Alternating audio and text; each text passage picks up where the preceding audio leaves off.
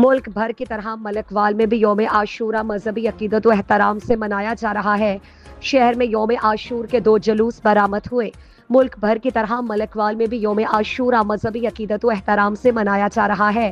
ملکوال میں یوم عاشور کے سلسلے میں قدیم امام بارگاہ محلہ راجگان اور امام بارگاہ گلستان محلہ چلپور سے جلوس برآمد ہوئے، جن میں عزاداروں نے شبی ذوالجناح، شبی علم، شبی روزہ امام حسین علیہ السلام اٹھا رکھے ہیں۔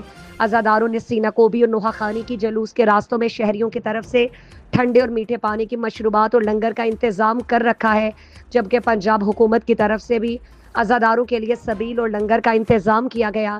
جلوس کے راستوں میں سیکیورٹی کے سخت انتظامات کیے گئے۔ جلوس کے راستوں کو ٹریفک کے لیے بند کر دیا گیا۔